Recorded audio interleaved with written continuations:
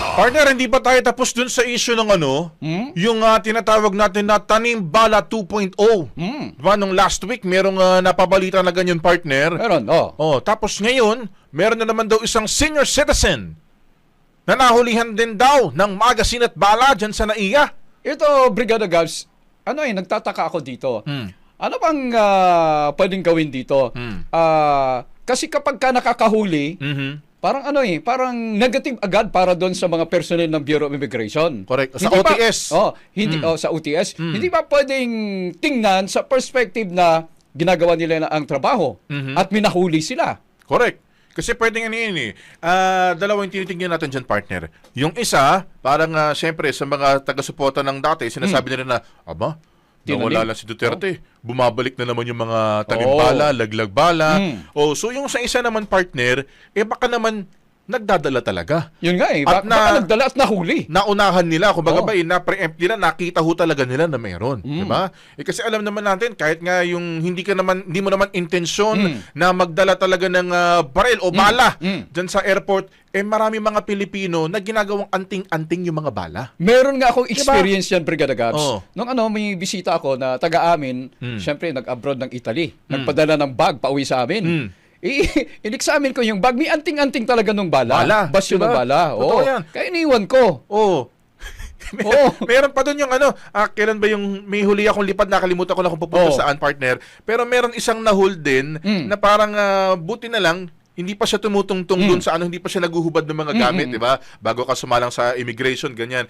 So sinabihan na siya nung anak niya kasi medyo matanda na yung tatay na may dala nga rin anting-anting na bala.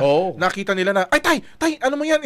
Iwan mo yan, itapon mo yan kasi baka ma-hold pa tayo, ma-lay off pa tayo dahil dyan. Yun. Ang iniisip ko kasi, Brigada Gabs, ganito. Baka totoong nagdala talaga ng bala. Tapos kung ikaw yung empleyado ng OTS doon na nagbabantay, baka hindi mo na lang hayaan mo na kasi baka mas ikaw pa na gumagawa na yung katungkulan yung mapapahamak. Ayan. Parang naging negative Correct. Dapat i-consider yung ganung mga sitwasyon. Tama ka dyan. So alamin nga ho natin mga kabrigada, ano nga ba yung totoong nangyari dito sa isang senior citizen na papunta raw ho sana sa China. Brigada Jigo Boy Custodio, i-brigada mo! Brigada Live Report.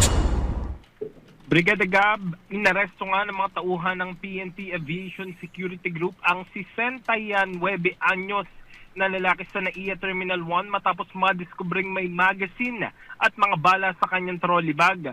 Ayon sa PNP ABSI Group, papuntang Shanghai, China yung senior citizen ng ito ay maharang. Natuklasan ng baril nang mapansin ng OTS X-ray operator ang kahina-hinalang laman ng bagahe.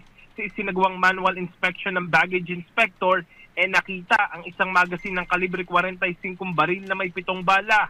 Bigong makapagpakita ng COMELEC gun ban exemption ng pasahero, kaya agad siyang inaresto at dinala sa NAIA Police Station 1. Inihahanda na rin ang mga kasong isasampa laban sa kanya sa ilalim ng RA 10591 na may kaugnayan sa COMELEC gun ban. Patuloy naman ang paalala ng mga otoridad sa publiko hinggil sa mahigpit na pagpapatupad ng gun ban bilang bahagi ng seguridad para sa nalalapit na halalan. Brigada Gab and Brigada Ab. Okay, sige. Salamat, Jigo Boy Custodio. Maraming salamat in the heart of changing lives. Ito si Brigada Jigo Custodio ng 105.1 Brigada News of Manila, the Music and News Authority. Ang bahaging ito ay hatid sa atin ng Power Cell Soya Coffee. Masarap araw-arawin.